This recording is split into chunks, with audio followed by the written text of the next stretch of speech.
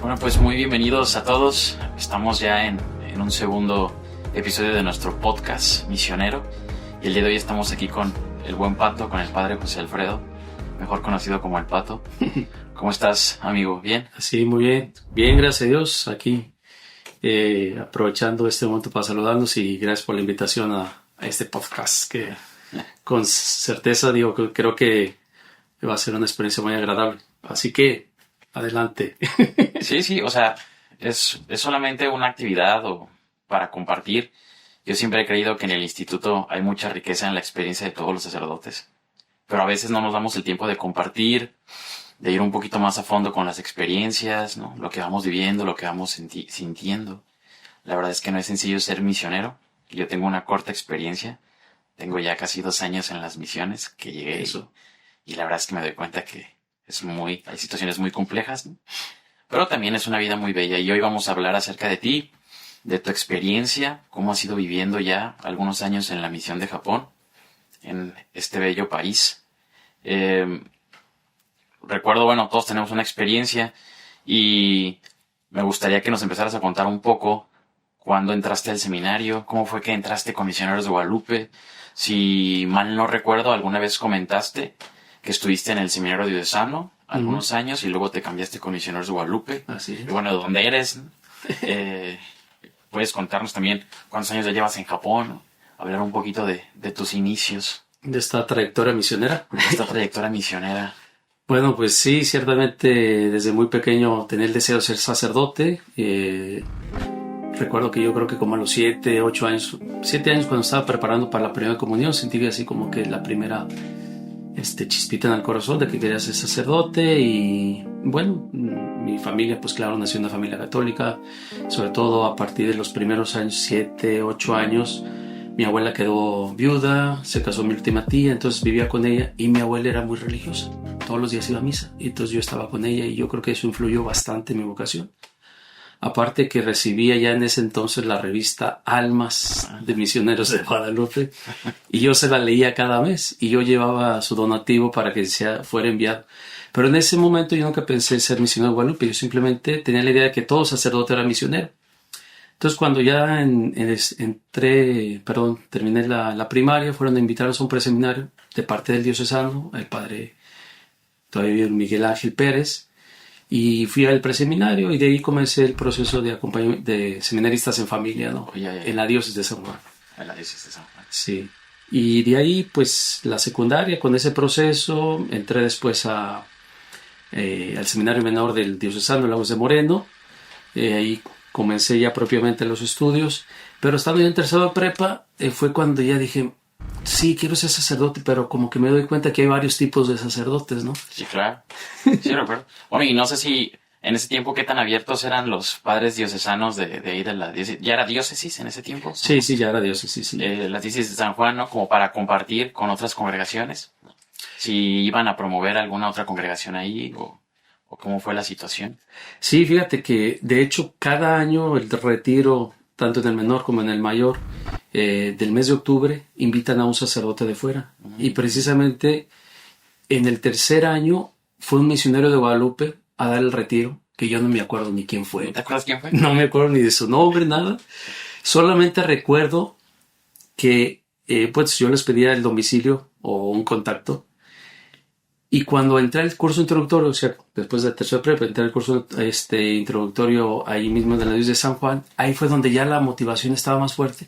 Y entre los apuntes que tenía, solamente tenía yo escrito ahí Misioneros de Guadalupe, Seminario de Guadalajara y un teléfono. No tenía más. Okay. Y entonces ahí fue cuando con otros compañeros empezamos a hablar que, pues vamos a ver, que si misioneros y que esto y que lo otro. Les dije, yo tengo un contacto. Dice, no, pues tú escribe una carta o habla por teléfono y luego nos avisas, ¿no? Y yo, según muy bravo, dije, sí.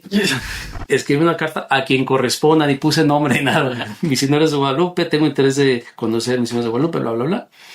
Y envié la carta y fue así como que en ese tiempo el padre Pepe Contreras, que era promotor vocacional, me envía una respuesta diciendo, no, pero dámonos más datos porque no te entendemos bien lo que quieres. Uy, Pepe Contreras. Sí. Oye, si mal no recuerdo también, hubo por ahí algún sacerdote anterior a ti también de San Juan de los Lagos que entró con los Misioneros de Guadalupe. De hecho, platiqué con él, más que entrevistarlo, la vez pasada en Hong Kong, y él me comentaba también de San Juan de los Lagos, el buen Tito. Sí. De hecho, te iba a decir eso porque, o sea, cuando yo estaba en primero de preparatoria, él estaba en el curso introductorio, nos llevamos 3 años de diferencia. Y entonces, en algunas actividades coincidíamos, no siempre juntos, pero sí en las reuniones de todo el seminario.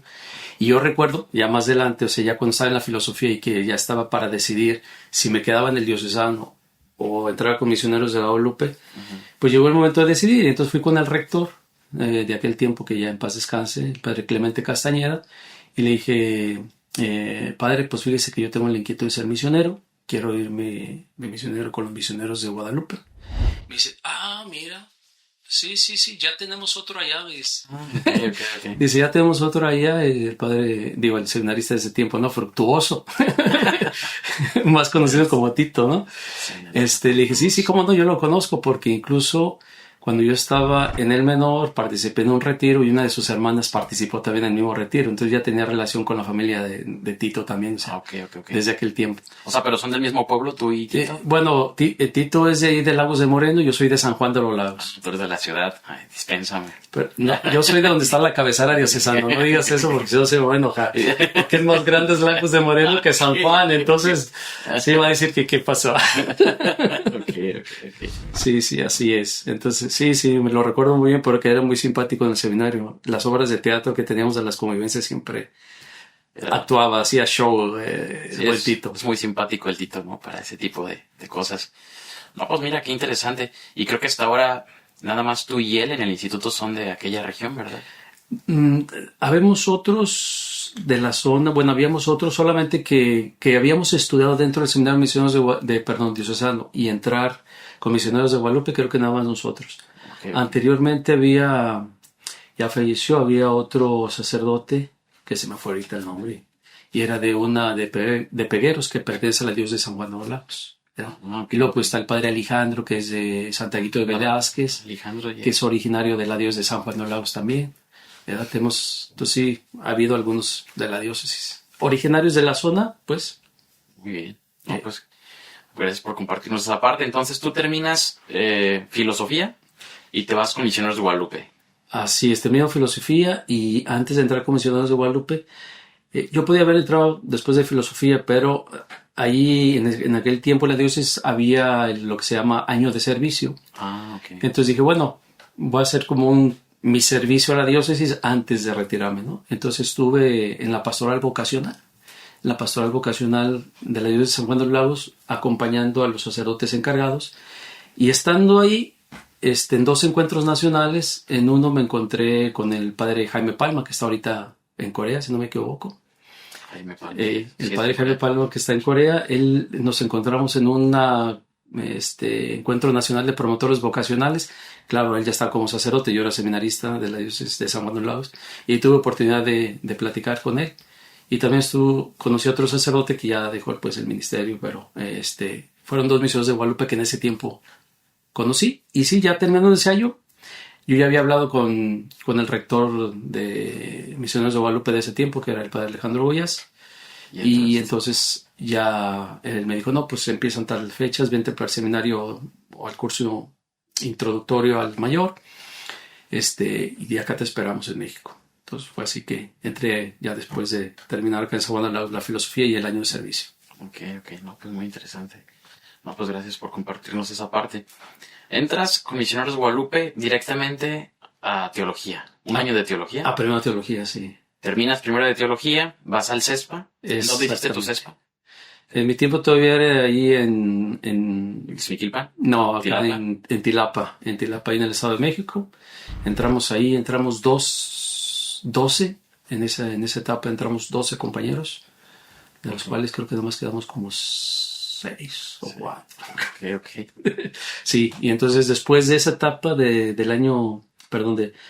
curso del CESPA, del curso de espiritualidad y pastoral, Pues yo estaba recién llegado con MG prácticamente 2 años, pero siempre tenía inquietud de salir a misiones desde seminarista. O sea, cuando yo pienso cambiarme de Misioneros de Guadalupe, perdón, de Diocesano a Misioneros de Guadalupe, una de mis ilusiones era salir como seminarista. Aunque me dijeron algunos, sobre todo cuando estaba en primera teología, ya no estaba el padre Goyás de rector, ya estaba, perdón, me equivoqué, era el padre Ricardo el que me recibió y después entró Goyás. Y el padre Ricardo me había dicho, no, tú te la llevas tranquilo aquí, estudiando, y hasta que termines teología piensas en irte a misiones. Pero estando en el CESPA, ahí en el CESPA, el padre Mario Emeterio, que estaba en Hong Kong, era el encargado del CESPA, y me dice, si tú tienes ganas, haz la solicitud. O sea, nada está perdido. Tú metes solicitud y ya el consejo se encargará de decidir si sales o no, ¿no? Dice, ya tenemos alguien que después de 2 años se fue, que fue el padre Tito. Tito se va a Hong Kong, se va a China. Sí. Y a ti te toca venir a Japón. Sí, me toca, aunque él salió 2 años antes que yo, ¿no? Pero okay, sí, okay. Somos 2 años de diferencia ahí. Ok. Pues entonces vienes a Japón a estudiar. ¿Dónde estudiaste la teología? ¿En Tokio o en qué ciudad? Sí, bueno, ya cuando se acepta, yo mandé mi solicitud, según yo quería ir a África, y me dicen, no, usted se va a Japón. Y entonces primero ya ves que nos mandan a estudiar un poco de inglés. Sí. Entonces voy a Estados Unidos y ya de ahí llego aquí a Japón en marzo del año 2000, junto con otros 2 compañeros, Toño y Gunther. Y estudiamos ahí en Tokio 2 años de japonés en la escuela de idiomas. Y ya después de eso viene el examen para entrar al seminario de Tokio, del seminario diocesano de Tokio. En el 2002 fue que entramos por ahí, en marzo del 2002, hasta el 2006, que es los 4 años de teología y diaconado que estuve por ahí. Ok, entiendo. ¿Y cuánto tiempo te llevó terminar la teología? 4 años, 5 años, 6 años, porque se entiende que el japonés es una lengua un poco complicada. Ya tú me comentabas que en su tiempo santo, San Francisco Javier, decía que el japonés... Sí, que el japonés era el idioma del demonio, porque como no lo pudo aprender, entonces era un impedimento para evangelizar. Si no evangelizaba, pues iban a condenar a las gentes, ¿no? De hecho, él solamente duró 3 años en Japón. San Francisco Javier. Sí, pero claro que en su tiempo se bautizaron bastantes, ¿verdad? Pero sí, el idioma se lleva su tiempo, ¿no? Ok, entonces ¿te ordenas en qué año? Después de estudiar la teología en Japón, ¿te ordenas en qué año, sacerdote? Mira, pues entonces volviendo a lo antes de la ordenación, pues tuve los 3 años de teología que me faltaban, porque en México estudié 1, fue la ordenación de diácono, y aquí me ordeno en el 2005 de diácono, en febrero, y estoy todavía 1 año de diácono aquí en Japón. Regreso a México, estoy medio año de diácono, y hasta el 2006, en septiembre, 23 de septiembre del 2006, es que soy ordenado sacerdote ahí en la parroquia del Rosario, en San Juan de los Lagos, la parroquia a la que pertenece pues, mi familia, ¿no? Sí. Okay. ¿Terminas y inmediatamente te regresas a Japón? Hubiera querido. No, pues mi primer nombramiento ya ya como sacerdote, fui nombrado para trabajar en la pastoral vocacional en Guadalajara, en la zona occidente, en ese tiempo junto con el padre Alejandro Cortés, el Foca. Sí. Entonces estuve ahí esos 4 años, que fue cuando nos conocimos. Sí, claro. Que fue cuando yo entré al seminario. Me acuerdo que fueron a visitar a mi familia. Yo estaba muy chico, tenía 14 años. Mi familia como que no quería que yo entrara al seminario. O sea, ellos estaban contentos con mi vocación, de alguna manera, con lo que se iba despertando. Pero siempre hay un miedo, ¿no? Nos ven muy chicos, ¿no? Tiene 14 años. Sí, yo sí recuerdo. Dice, no, que primero estudie acá la prepa, que tenga... Pues, no, como todos chavos. Sí. Siempre te ven y dicen, está muy chico. Pero bueno, fueron y ya convencieron a mis papás de que yo entrara. Sí, recuerdo que ahí fue cuando te conocí. Pero inmediatamente después de que te conocí, te regresaste a Japón, si mal no recuerdo. ¿Duraste cuánto tiempo en Guadalajara? Solamente 4 años. Yo regresé, bueno, en el 2009, antes de regresar para acá a Japón, fui a hacer un curso de portugués de 2 meses. 2 meses y medio por allá en Brasil, y en diciembre, el día 30 de diciembre del 2009, salgo de México para regresar para acá a Japón, y ya desde entonces estuve prácticamente el 2010 hasta el 2016, 6 años ya consecutivos. En Japón. Sí, en Japón. Ahí no me acuerdo tú cuándo fue que entraste al... Yo entré en el 2009. Pues sí, fue... Y al final, Sí. al final de tu tiempo en el COF. Sí, en el seminario final que yo tuve, que Sí. estuve presente. Sí. Oye, y bueno, ya ahorita ya, después de contarnos un poquito tu experiencia vocacional, cómo fue que entraste, más o menos tu proceso, claro, hay una etapa más final, ¿no? Hasta ahora, pero esa la vamos a guardar un poco al final para que nos cuentes de tu pastoral hoy en día, ¿no? Y también por ahí fuiste a estudiar a Roma un tiempo, pero eso nos lo cuentas un poco más adelante. A mí me gustaría ahorita, más bien que platiquemos un poco de las religiones que hay aquí en Japón. Yo he investigado un poco, no soy experto en el tema, sobre todo porque el shintoísmo, que es una religión propia, ¿no? De Japón, nace en Japón el shintoísmo. Hay quienes dicen que el shintoísmo no es una religión, que es una manera de vivir, ¿no? Como un estilo de vida, pero es considerado una religión. Bueno, tú eres especialista en el tema, ahorita nos cuentas un poco acerca de eso. Y no he podido estar mucho tiempo en Japón, ¿no? He estado poco tiempo en Japón, pero me ha llamado mucho la atención ciertos gestos que he visto en la gente. Yo no sé si eso pertenezca al shintoísmo, si pertenezca al budismo, o creo que conozco un poco más de budismo, pero pienso que es un gesto shintoísta. Por ejemplo, estos días que tuve la oportunidad de viajar en tren, cuando yo veía que estas personas, ¿no? Los que cobran los tickets, bueno, Uh-huh, es que sí. si tú no pagas el boleto afuera, entra una persona a cobrarte el ticket adentro. Está revisando que todos hayan pagado su ticket. Exactamente. Entonces, cuando la persona iba entrando, a mí me llamó mucho la atención un gesto. Esta persona hacía una reverencia al entrar al vagón y cuando iba a salir del vagón, hacía otra reverencia. Como un gesto, pues sí, de agradecimiento, no lo sé. Si simboliza eso un agradecimiento al trabajo, a que hay trabajo, entonces hay vida, o sea, un signo de respeto para la gente con la que va a entrar en comunicación, ¿no? Lo vi también en una tienda, y una persona que estaba en una tienda, entra a la tienda, hace una reverencia cuando entra, parece ser que era una persona, bueno, que estaba muy relacionado con la tienda, yo creo que era un vendedor, era un proveedor, no sé, sale de esta tienda y vuelve a hacer otra reverencia a la tienda. Y yo dije, bueno, ¿qué es eso? O sea, yo nunca en mi vida había visto algo por el estilo. Y me llamó mucho la atención. Yo dije, bueno, ha de ser un gesto shintoísta. Háblanos un poco acerca de eso. Bueno, primero explícanos este signo que me pareció muy interesante y después si eso está relacionado con el shintoísmo. Bueno, fíjate que tú sabes que la cultura japonesa es una cultura o es un pueblo de jerarquía, ¿no? Porque tienen su emperador, tienen los distintos niveles, ¿no? Hasta el más abajo. Entonces, yo pienso que algo influye mucho eso, que siempre ante el otro, al que tú le haces un servicio, el otro viene siendo como tu patrón y tú eres el empleado, el que es menos que el otro que está enfrente. Uh-huh. Entonces, es una manera de guardarle el honor a la persona que está enfrente. Sobre todo aquí en Japón, o sea, el cliente es como el dios, o sea, porque es el que le debe su trabajo, que yo esté trabajando, etcétera. Y es para que el otro se sienta bien, o sea, yo pienso que es como un respeto, pero de nivel, ¿no? Claro que ciertamente eso tiene que ver con un poquito, me imagino, con la religión shintoísta, porque el emperador, pues es el sacerdote supremo del shintoísmo, ¿no?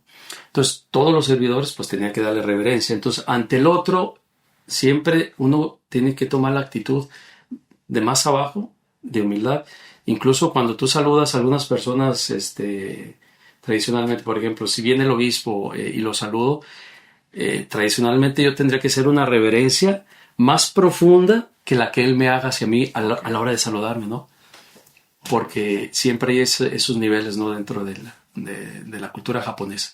Entonces, yo pienso que aquí el señor del tren, cuando hacía reverencia tanto al entrar como al salir, y que lo hacen en todos los trenes, ¿no? En el tren bala, en los trenes normales, para entrar al vagón, hace el saludo como pidiendo permiso que voy a entrar a su lugar, a su espacio, porque es su espacio del cliente, no es mi espacio de trabajador. Entonces yo voy a incumbir en tu espacio, entonces es como pedir permiso, ¿no? Y al salir es como decir muchas gracias, me retiro, ¿no? O sea, tiene todo esto significado profundo. O sea, es un significado profundo que entonces, a final de cuentas, sí recae en una estructura cultural relacionada con el shintoísmo, ¿no? Con el ser reverente a una persona que de alguna manera tienes que respetar, porque gracias a ella hay algo, ¿no? Hay vida, hay esta relación, tienes trabajo y lo respetas, ¿no? El cliente, ¿no? Como en ese sentido de, tú decías, ¿no? Es casi como visto como un dios, ¿no? Sí, Que sí. tiene mucho que ver con la visión shintoísta, ¿no? Ah, sí, claro. Donde es panteísmo, ¿no? Sí, sí. Donde el panteísmo, bueno, es un reflejo de que Dios está en todo, ¿no? Y desde esa perspectiva tienes que tratar bien a los demás, incluso no solo a los demás, la misma naturaleza, ¿no? Ah, sí, claro. O sea, es una visión muy integral de la realidad que a mí me parece sumamente interesante. Porque yo vengo a Japón, veo la estructura que hay a nivel sociedad, una sociedad sumamente ordenada. O sea, me atrevería a decir que el japonés en ciertos aspectos hasta parece una máquina, donde ya sabe qué es lo que sigue, ya sabe dónde se tiene que formar, ya sabe cómo tiene que pagar. O sea, son sistemas sociales tan perfectos que ni te imaginas, ¿no? O sea, yo en la vida me imaginé cómo es que esta sociedad está organizada, perfectamente organizada, ¿no? Sin exagerar. Es que también al japonés lo que le interesa mucho es el orden, ¿no? La armonía, que es muy de la cultura asiática, ¿no? O sea, viene desde China, Corea sobre todo, ¿no? Con el yin-yang también, la armonía entre, ¿no? Y aquí en Japón, o sea, guardar el orden es lo más importante. Entonces, para poder guardar ese orden social, cada uno tiene que realizar su actividad, lo que le corresponde. No tienes que tú sobrepasarte de lo que te corresponde a ti a lo que le corresponde al otro, ¿no? Porque entonces ya mermas el orden y entonces empieza a haber guerra cuando no hay orden, ¿no? Entonces el japonés, para evitar, y sobre todo pues la experiencia que tiene de guerra, sí. Yo creo, pero bueno, ese sentido de orden y sobre todo de armonía, o sea, es una armonía que sí, para muchos de nosotros de la cultura, digamos, occidental, pues choca con nuestro sistema, ¿no? Porque la individualidad cuenta mucho en nuestro sistema occidental. En cambio, en Asia, el que todos nos ayudemos, el que todos se respeten, el que todos tengamos ese cuidado del otro. Lo decías ahorita, por ejemplo, no solamente el respeto a los demás, sino a la naturaleza. Y es que sí, en un país que se vive o que se profesa una religión shintoísta donde todo tiene divinidad, entonces, por eso las plantas no la puedes agarrar y destruir nada más así. No puedes apachurrar un zancudito, no puedes golpear un perro, un animal. Ahorita por los derechos de los animales como que se ha implementado en todo el mundo, ¿no?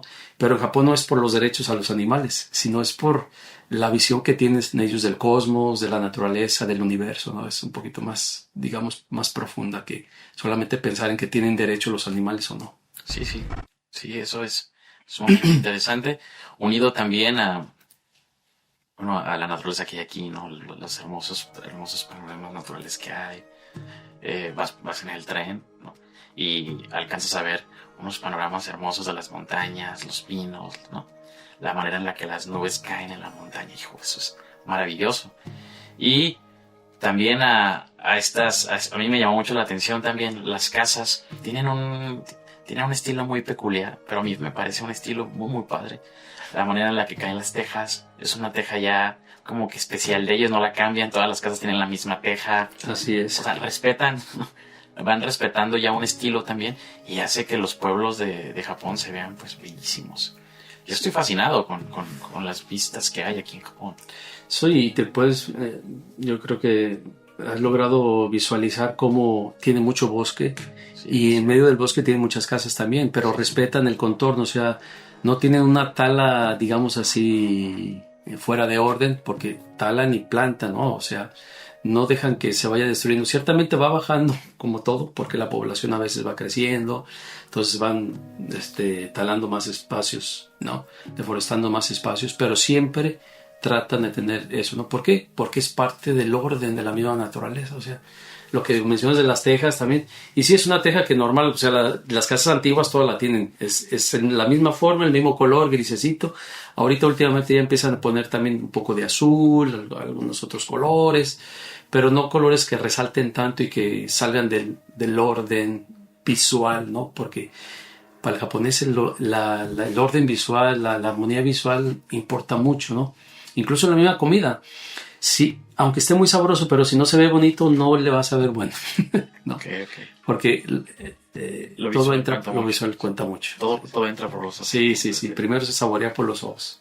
Sí, y también estas estos templos, no sé si la palabra correcta sea templo, Pues estos en general, templos sí. shintoístas, Ujú. que también son increíbles. Tuvimos la oportunidad de visitar este templo, se me olvidó el nombre, de las 10.000 puertas. Ah, sí. Todas las puertas rojas. Y bueno, hay demasiados turistas. Demasiados turistas. Nunca me imaginé que Japón fuera tan visitado. Pero ese templo también majestuoso. Y bueno, todo está ordenado conforme a la deidad que descansa ahí. Que si mal no recuerdo platicábamos acerca de la deidad de la prosperidad. Sí, de la prosperidad y la cosecha de guaras que... ¿Cuál es el nombre de ese templo? Inari Taisha Jinja. Sí, sí, sí. Que es la deidad de la Prosperidad, prosperidad. y la agricultura. Sí, sí. Sí, sí. De hecho, si recuerdas, a la entrada estaban dos, le llaman okami, que son dos zorros ahí, con unas puntas de arroz en la boca, ¿no? A la pura entrada. Bueno, después de la entrada grande del tori, que te da la bienvenida y pasas, antes de entrar ya a lo que es el lugar sagrado donde está la divinidad, estaban ellos dos ahí, ¿no? Para dar la bienvenida. Y pues sí, va mucha gente y sobre todo hay muchas ofrendas de los que se dedican a eso, porque pues van a pedir a la divinidad que tengan una buena cosecha. Y pues al ser un templo que representa a todos los templos pequeños que puede haber en otros lugares del país con ese mismo Dios de la prosperidad, pero ahí es el centro. Okay. Es como la catedral, digamos, de ese, sí, sí. ¿no? Del shintoísmo. Del sintoísmo, pero de esa deidad de la prosperidad, ¿no? Porque los que son los grandes templos del sintoísmo, pues está uno en Tokio y otro está por aquí cerca, que está a hora y media, ¿no? Que se llama Ise, que también sería muy interesante visitarlos algún día. Ok. Este número tan grande, esta oleada de turistas que hoy se ve en Japón, es normal, o sea, todos los años ha habido la misma cantidad de turistas. Digo, porque también en México, yo tengo algunos amigos por ahí que están como muy entusiasmados con la cultura japonesa y veo que han viajado a Japón y veo que hasta se ponen kimonos. Sí. Y como que hay una cuestión fascinante en la cultura japonesa que ha llamado a todo este tipo de gente a tener una experiencia aquí en Japón. Y no es ni... ayer precisamente nos encontrábamos un grupo de mexicanos, ¿te acuerdas? Que iban caminando también hacia ese templo. Yo no sé en qué descanse, pero me llama la atención. Siempre cada año se ve lo mismo, o tú que ya has estado algunos años aquí, sí hay una tendencia en estos últimos tiempos a venir a Japón. Bueno, fíjate que primero puedo decir que como tengo apenas 4 años en esta zona de Japón, que está cerca de Osaka, Kioto, Nara, que son la zona más importante turística de aquí, de lo que le llaman el Kansai, no tengo una relación así antigua y ahorita para comparar si hay más ahorita o no, en ese sentido en esta zona, porque pues estuve trabajando en la zona norte, pero pues también estuve 6 años en Tokio y a veces venía aquí a Kioto. Yo pienso que últimamente ha habido más bien un boom sobre Japón. Yo lo siento que ha crecido el número de turistas últimamente y lo he escuchado de otros padres misiones de Guadalupe que han estado mucho más tiempo que yo aquí en esta zona, ¿no? Dicen, no, es que ahorita es inmenso, dice, hasta se siente uno que como que nos sentimos invadidos. Digo, porque ya los padres tienen como 30 años de estar por acá, ¿no? Dicen, y yo creo que sí, últimamente ha habido mucho boom. También, pues cuenta mucho el tipo de cambio, la moneda. Sí, oye, ahorita me he dado cuenta que hay cosas muy baratas aquí. En Japón, yo no sé la cuestión del hospedaje, ¿no? Porque bueno, vine a casa MG a hospedarme estos días, pero la comida en realidad, algunos productos, yo por ejemplo ahorita que estoy en Indonesia, bueno, es un país musulmán, la parte donde estoy, ni pensar en comprar por ejemplo una botella de vino. No hay. Y si hay, la encuentras en tiendas de extranjeros y es carísima. Pero aquí, cuando fuimos a una tienda, me puse a checar. Y los precios de una botella de vino están súper baratos y lo comparo incluso con los precios del vino tinto en México. Eso solo por darte un ejemplo, ¿no? No solamente vino tinto, en cuestión de otros productos también como electrónicos. Chequé algunos precios de algunos electrónicos y súper baratos y los comparaba con los precios incluso de México. O sea, eso a mí también me impactó. Aparentemente yo tenía la idea de que Japón es un país caro porque es primer mundo. Te imaginas que los servicios han de ser muy caros. Y no digo que no, a lo mejor habrá algunas cosas que sí han de ser muy caras, pero en cuanto a productos, me pareció sumamente interesante eso. Sí, de hecho, cuando estuve en Roma, por ejemplo, y ver los precios de cómo era en Roma y comparándolos con Japón, encontraba más barato Japón. Incluso en la comida, o sea, tienes mucho más variedad de comida, muchas opciones muy económicas. Incluso en el mismo hospedaje, aunque tú no, yo pienso que no has tenido la experiencia pues, de quedarte en un hotel y eso por acá, pero puedes encontrar lugares hasta de $30 la noche, los famosos hoteles cápsula, ¿no? O los hostels que son los hostales, pero no los hostels, los hostales que tienen pues que son más comunitarios, precios muy económicos, ¿verdad? Pero incluso en un hotel puedes encontrar hasta $40 y muy bien, tu cama, tu televisión, internet, servicios. Japón, buscando, tiene muchas opciones, es lo que tiene. Puedes encontrar precios muy caros también, ¿no? Sí, sí, como todo. Sí, sí.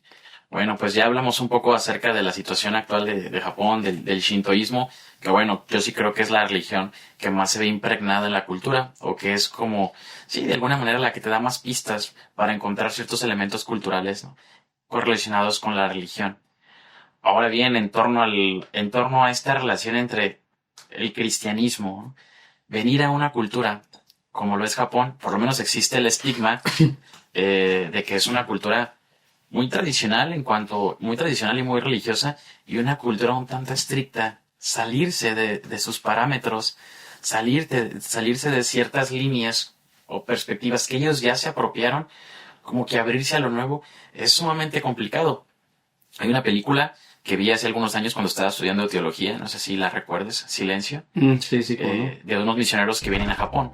Y como hay los dos, bueno, un anciano, uno que ya es más grande, que ya se había convertido al shintoísmo o al budismo, no recuerdo exactamente, y llega este joven, ¿no? Un padre joven, ¿no? Con mucho ímpetu, que quiere comerse el mundo, ¿no? Que quiere hacer y domar y dragones y leones, ¿no? Como luego dicen, ¿no? Domar leones y dragones. Y que venía con un ímpetu misionero súper fuerte, pero que al final del día la cultura lo arrastra y se da cuenta que, pues bueno, no puede convertir japoneses al cristianismo, sino que los japoneses lo convirtieron a él. Sí, perdón que te interrumpa, es una película muy impresionante, sobre todo porque muestra mucho de la realidad que se vivió en aquel tiempo, ¿no? O sea, y cómo la presión social, sobre todo de aquel tiempo, que pues, eran los primeros evangelizadores, ¿no? Japón estuvo cerrado al mundo occidente por mucho tiempo también, ¿no? Entonces llegar con una mentalidad nueva, ¿no? A una religión que ya tiene mucho más antigua que el cristianismo, ¿no? Entonces ellos, y al ser de una estructura, te digo, de clases, emperador, guerreros, samuráis, trabajadores, servidumbre, ver que alguien entre es como un invasor, ¿no? No solamente por la cuestión de la religión, sino alguien que viene de fuera es como un invasor. Entonces ellos tardan tiempo en poder analizarte y ver si de verdad es bueno o no para ellos, ¿no? Y recuerdo que en la película, sobre todo el sacerdote que dejó, que después se casó con una señora japonesa, porque le hacían la presión diciendo, ¿cómo vas a salvar más gente? Le decían, siguiendo predicando y rezando, nosotros vamos a seguir matando mientras tú sigas eso. Claro, los mártires japoneses. Dice, pero si tú dejas de hacer eso y te haces como uno como nosotros, vamos a dejar de matarlos. Entonces, ¿qué vale más la pena? Entonces él, por eso entraba en ese conflicto, ¿no? Y entró en ese conflicto y dijo, creo que se salvarán más si me convierto, si yo dejo mi religión. Sí, sí. Y entonces eso chocó mucho para los, como dices, a los sacerdotes nuevos que vinieron, porque ellos querían encontrarse con su maestro, porque habían escuchado como que estaba queriendo dejar el ministerio, ¿no? Entonces vinieron ellos como que a salvarlo a él. Pero pues bueno, después se dieron cuenta que pues bueno, no podrían hacer más allá de la decisión que él había tomado, que ciertamente el pueblo estaba expresando esa película lo que sucedió con las primeras persecuciones aquí en Japón. Hubo muchos japoneses que para salvar a sus familias prefirieron negar su fe y hacer el famoso fumie, que era la imagen de la Virgen que la ponían en el suelo y la tenían que pisar. Sí. Y con eso ya los dejaban, ¿no? Pero ellos en su corazón seguían y a escondidas siguieron rezando, celebrando, ¿no? Y la otra tendencia fue de los que, no, yo sí soy cristiano y no importa si que sufre el sacrificio, Pero yo sé que eso es un martirio que Dios lo verá con buenos ojos, ¿no? Entonces, son las dos tendencias. Yo pienso que en todos lados, aquí fue muy, muy drástica, muy dura, ¿no? Las 2, 3 persecuciones religiosas que hubo. Pero nos deja ver eso, cómo es el japonés, o sea, tiene sus visiones. Yo vivo mi fe de una manera pública y vivo mi fe de una manera muy privada, ¿no? Entonces, bueno, ahí solamente Dios hay que dejarlo el que juzgue, ¿no? Sí, que es al final de cuentas el que hace la labor misionera. Y bueno, hablando de eso, aunado un poco a eso, hoy en día, ¿cuántos católicos hay en Japón? Más o menos una cifra, un porcentaje. El porcentaje que se mide ahorita más o menos es el 0.3% de católicos, ¿verdad? Junto con cristianos de otras denominaciones se estima más o menos el 1%. Pero si se cuenta también a muchos católicos no japoneses, migrantes que se encuentran aquí en Japón y que no están registrados en los libros de la iglesia, ¿no? De las parroquias, porque pues ellos vienen aquí, ya estuvieron bautizados o allá cada quien en sus países, participan en las Eucaristías, en las misas, en las actividades de las diferentes parroquias, pero no están propiamente registrados. Entonces se estima que otro 0.3%, 0.5%, si no es que más, de migrantes católicos hay en Japón. Entonces estamos hablando, yo creo que junto con todo este bagaje de cristianos protestantes y católicos registrados en Japón, como los que no están registrados, no llegamos todavía ni siquiera al 2%, o sea, estamos pasando el 1%. Sí, bueno, como ya comentábamos, es una cultura un poco pues complicada, ¿no? Entenderla, me imagino que te ha llevado tiempo. Y hablábamos de los mártires, ¿no? En este contexto de la película, en el contexto pues de la historia de Japón. ¿Hay algún santuario dedicado a los mártires aquí en Japón? Pues hay varios, pero el que está dedicado a los 26 mártires de Nagasaki, donde está San Felipe de Jesús, es propiamente en Nagasaki. Ahí donde fueron martirizados. Se los llevan desde aquí, Sí. desde aquí de Kioto, se los llevan caminando. Imagínate, para llegar en febrero. Entonces los hacen caminar durante todo el invierno, porque no son 5 o 10 kilómetros, son más de 1000 kilómetros. Se fueron.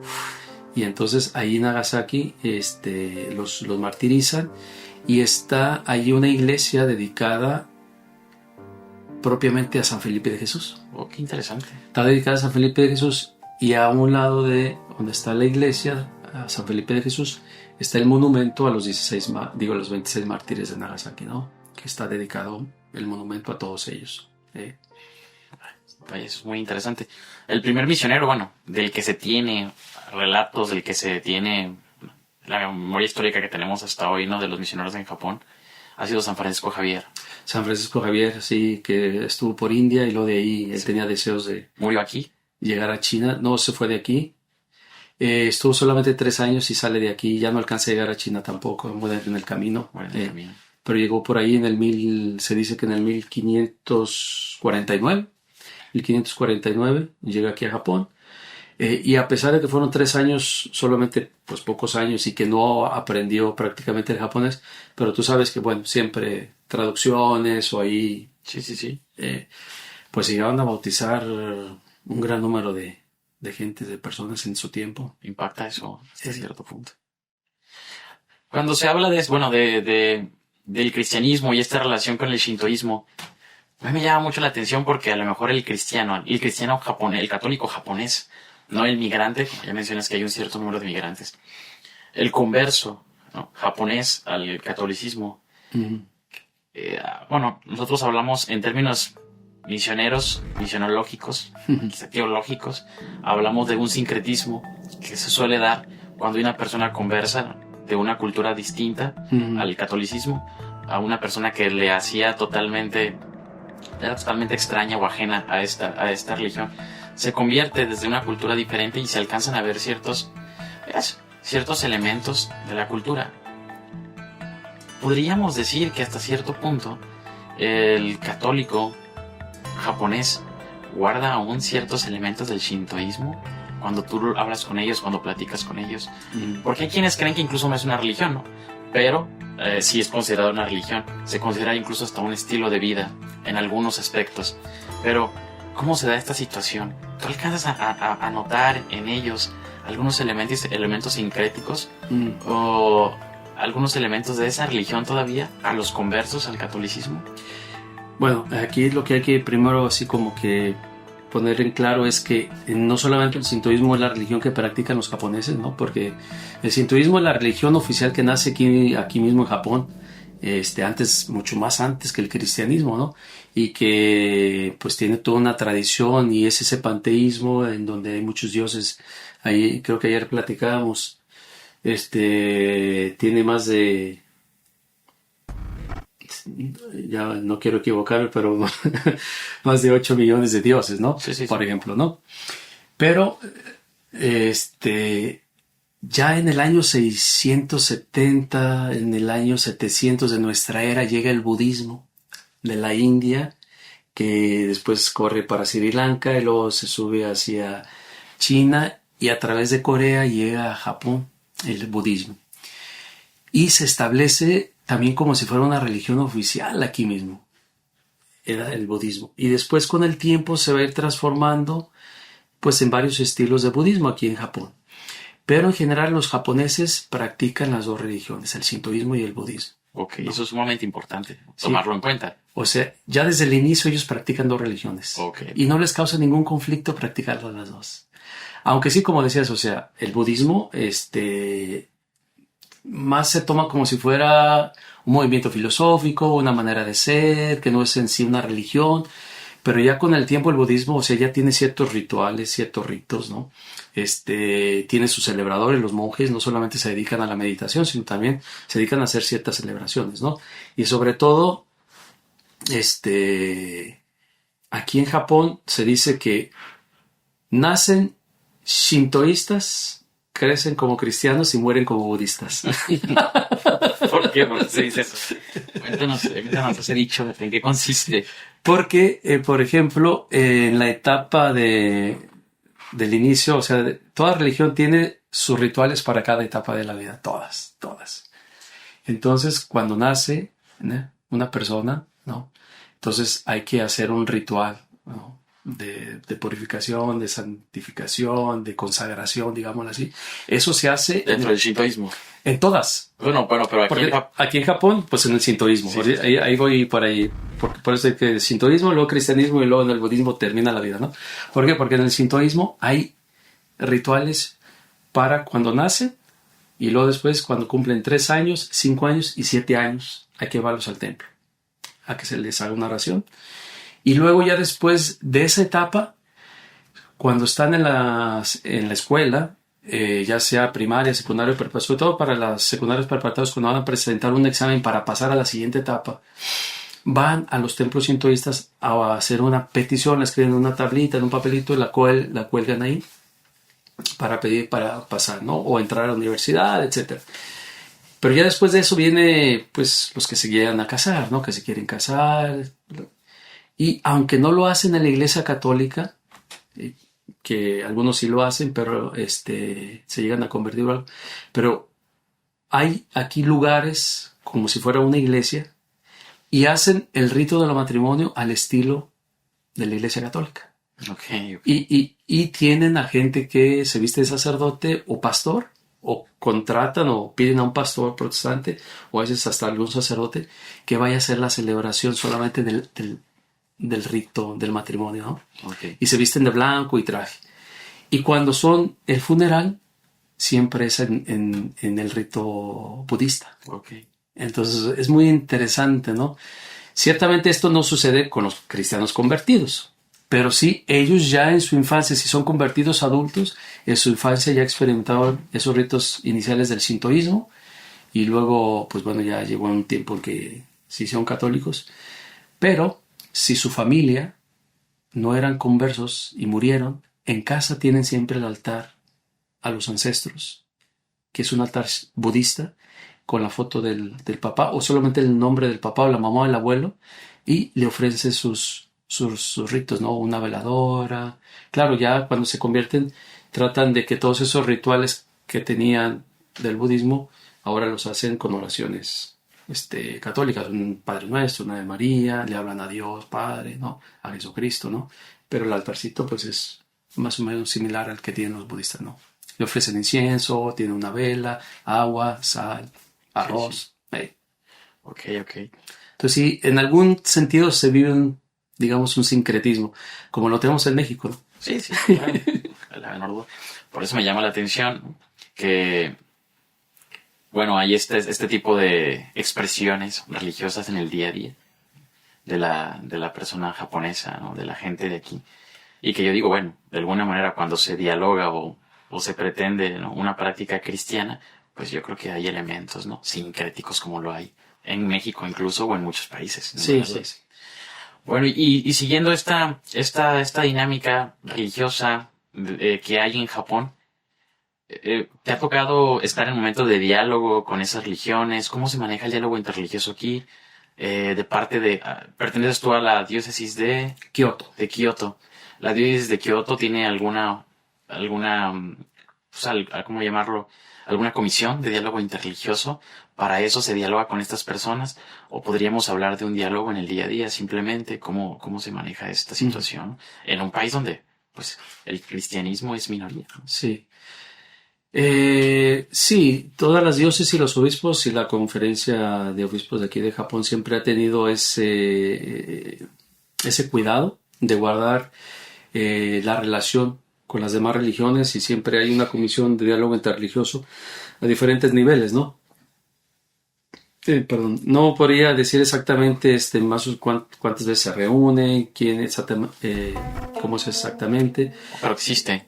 Pero existe y hay mucho respeto entre las religiones. O sea, en general, en Japón hay mucho respeto, tanto nosotros hacia ellos como ellos también respetan mucho al cristianismo.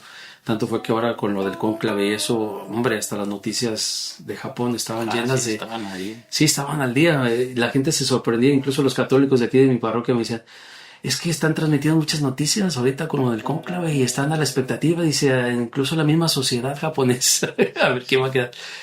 Pero fíjate que hablando, por ejemplo, dentro de los misioneros de Guadalupe que estamos aquí, yo pienso que cada uno desde su... de su manera personal de llevar el diálogo o también desde su posibilidad, lleva cada uno diálogo con estas religiones a diferentes niveles.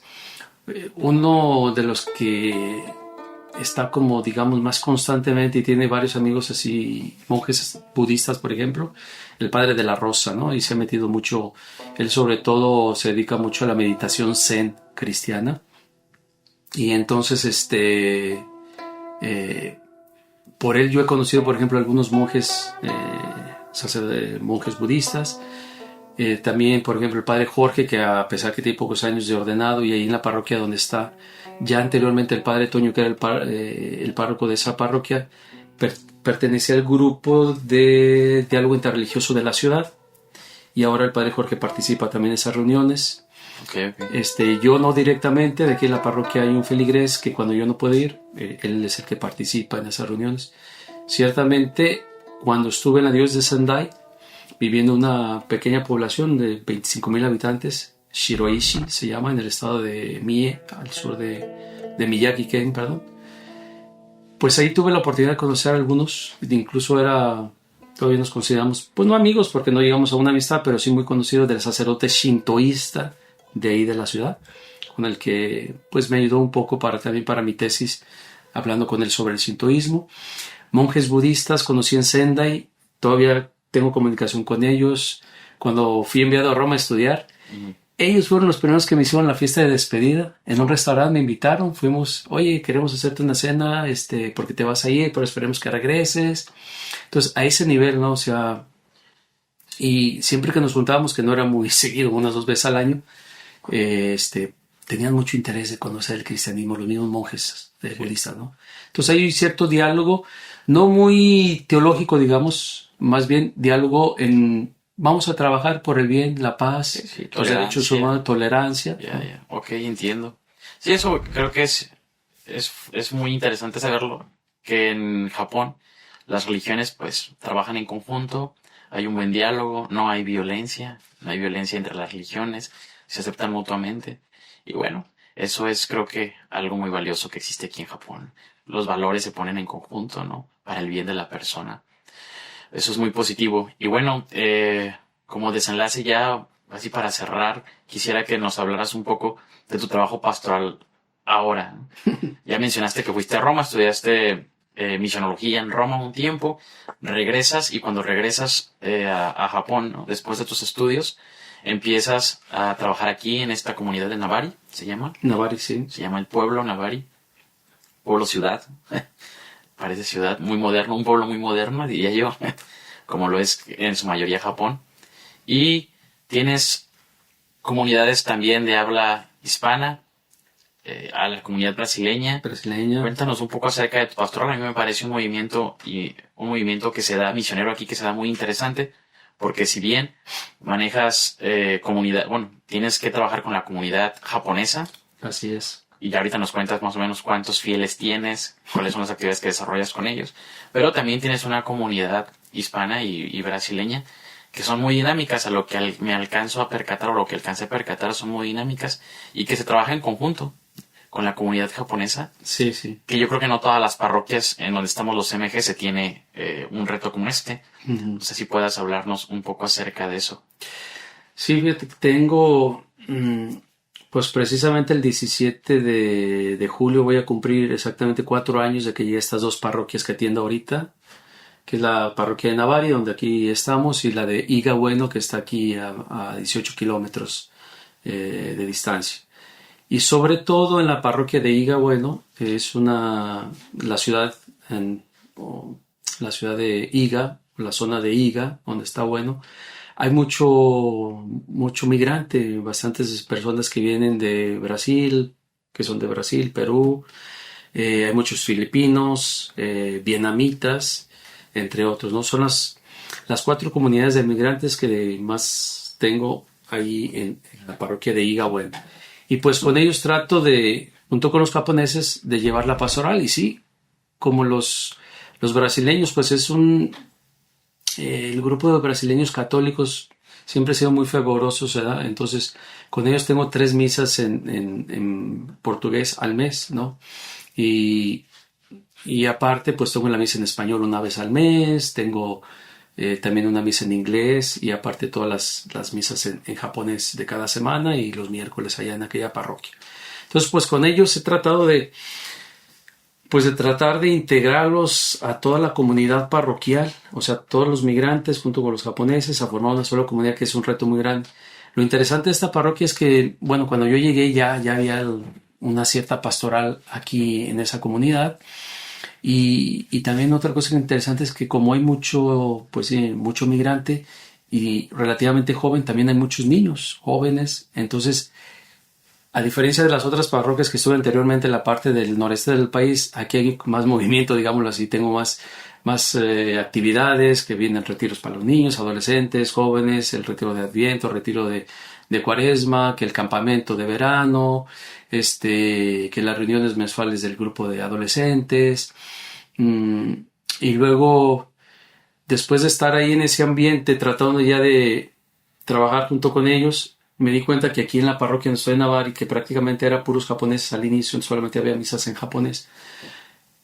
Una religiosa que esporádicamente venía a atender a algunos filipinos que estaban aquí en la zona, me dice: oiga, padre, pues vamos a empezar con una misa en inglés, ¿no? A ver si hay Y iniciamos con la misa en inglés una vez al mes aquí, y pues salieron los filipinos. La primera misa que tuvimos fueron 70, y pues para ser japonés es un número grande. No, qué padre. Y bueno, yo pienso que como estas comunidades cada vez se ven más, ¿no? Las parroquias de Japón se ven enriquecidas con la presencia de migrantes. Tanto el padre Emilio, Felipe trabajan también con migrantes. El padre Toño también tiene muchos migrantes. Aquí Jorge Montero prácticamente con japoneses.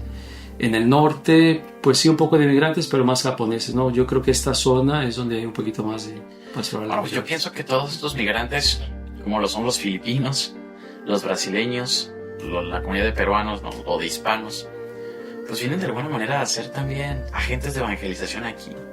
Ellos que vienen de países pues, muy católicos, cristianos, yo creo que vienen a reforzar la evangelización. o desde esa perspectiva. Oye, a mí, yo lo veo a la luz, ¿no? A la luz de Dios, ¿no?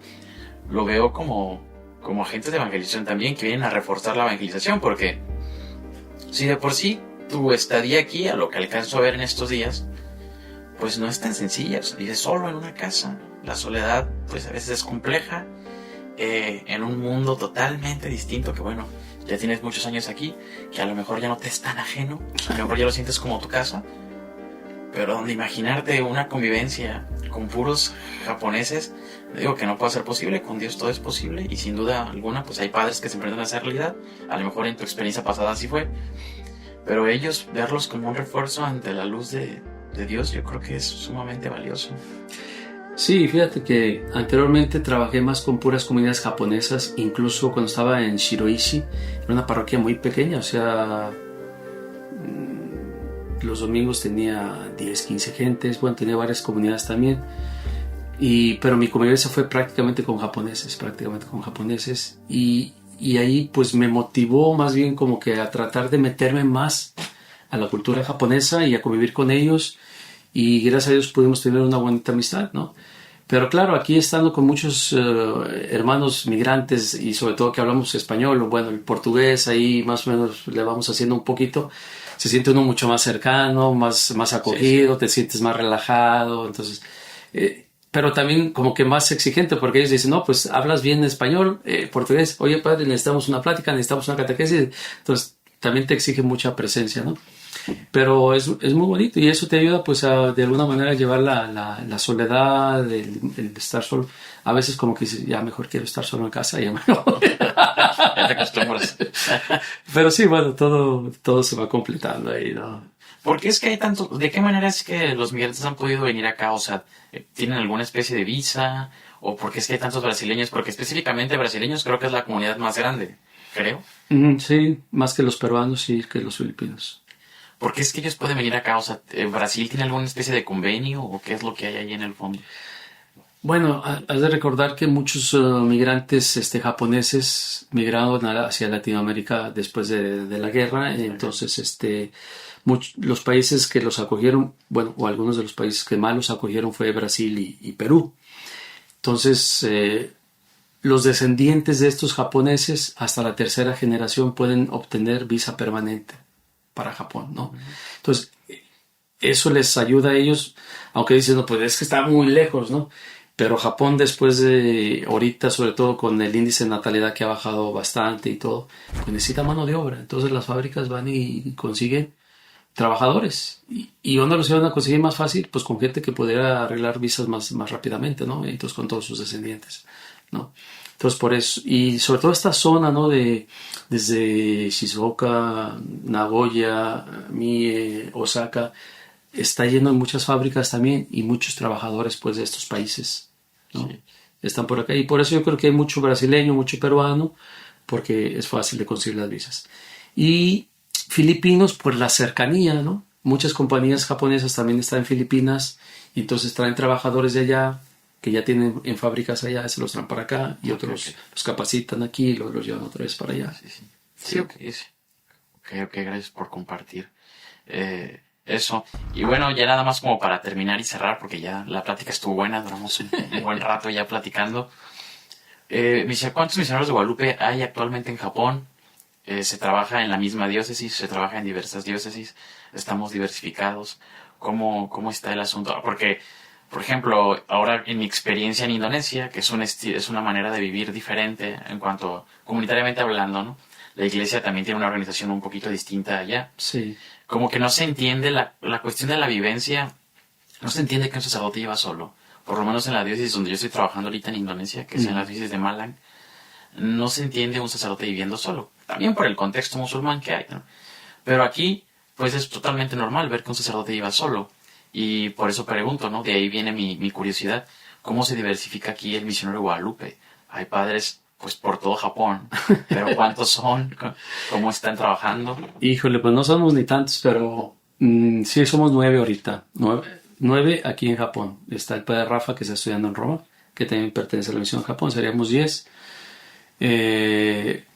Están ahorita 3 en la diócesis de Sendai, que es en el noreste del país. Están 2 en Tokio, y estamos 4 aquí en la diócesis de Kioto. Allá en la diócesis de Sendai pues se encuentran en las parroquias haciendo su trabajo, su labor. En Tokio están el padre Antonio, que está en una parroquia, pero está el padre Marco Antonio Martínez, que está de director espiritual en el Seminario Nacional de Japón, ¿no? Él está colaborando ahí, ya creo, si no me equivoco, su 4º año. Y los otros 4 estamos aquí en parroquias. El padre Felipe, Emilio, Jorge y yo estamos aquí en parroquias. Entonces, estamos inicialmente, Misiones de Guadalupe, hace 70 años, pues inició en la diócesis de Sendai, ¿no? Con 3 sacerdotes allá en Aise Wakamatsu. Y con el tiempo, pues se fue diversificando. Hace 25 años se abrió la casa de Tokio, la casa de la misión. Y ya desde entonces, pues ahí estamos. Y aquí Kioto, pues mucho más antes, ya más de 40 años también acá en la diócesis de Kioto, ¿no? Y pues bueno, prácticamente estamos en parroquias. ¿Por qué? Porque también hay poco clero diocesano. Y después de la guerra se hicieron muchísimas parroquias en todas las diócesis. Entonces ahorita, claro, son parroquias pequeñas, si las comparamos con las parroquias de México. Entonces los obispos nos piden pues ayudarles en su trabajo atendiendo las parroquias, las comunidades parroquiales, y desde ahí pues realizar la misión evangelizadora, ¿no? Sí. No, bueno, pues muchas gracias por compartir la experiencia de MG como instituto aquí, ¿no? Muy diversificada y trabajando en diferentes diócesis, ¿no?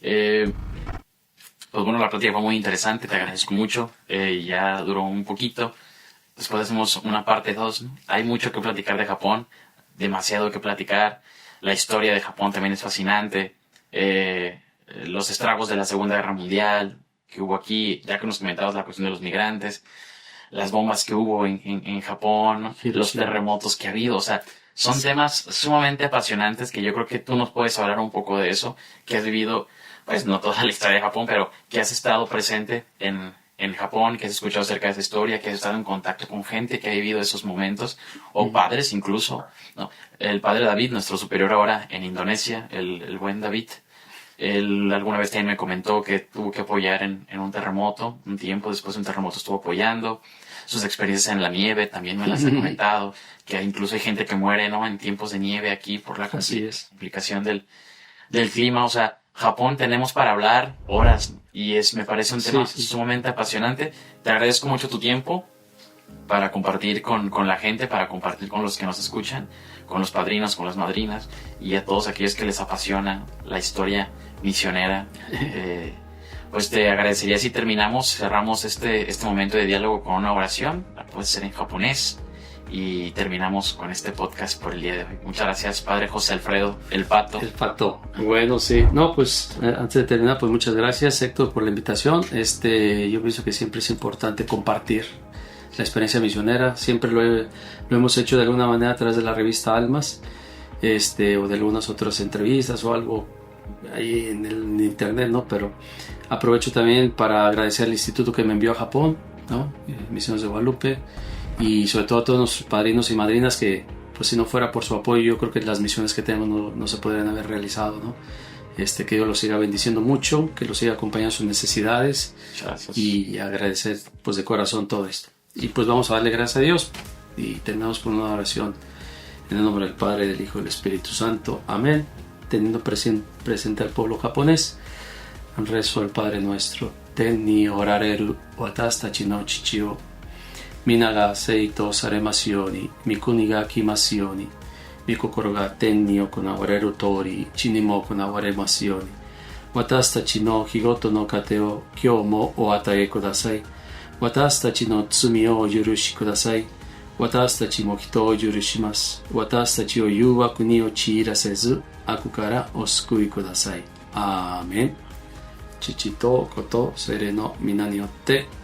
アーメン。